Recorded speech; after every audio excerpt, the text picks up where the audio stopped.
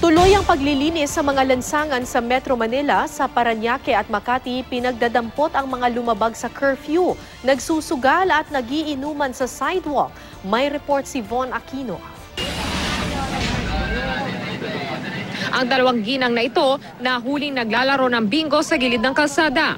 Paakyat na nga sana ako. Sabi niya, tantusan mo muna ito. Sabi ko, di tinantusan ko. Nahimulot tuloy ako. Pati mga menor de edad na nasa loob ng computer shop di nakalusot. Hindi mo ba alam na may curfew? Alam po. Pero, Alam. bakit lumabas ka pa rin? Di ba lumabas? Nasa computer lang po kami. Sinabihan ko na nga po na matulog na eh. May curfew na eh. Ayaw mahinig. Pinauwi rin ang mga bata matapos pagsabihan at sunduin ng mga magulang.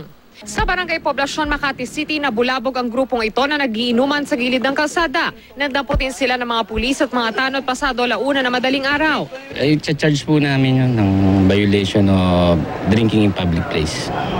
Tapos may kukulong mo ba sila? Anong penalty?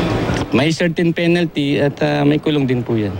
Ang mga lalaking ito na nahihimbing sa duyan na nakasabit sa gate, hindi rin nakaligtas. Na-expired na stay-in po namin. So next time, paano yan? Saan ako kayo matutulog? Wala na pa po upahan. Dinala rin ang mga katutubong badyaw na natutulog sa tapat ng isang establishmento sa Barangay Hall bago sila i-turn over sa DSWD.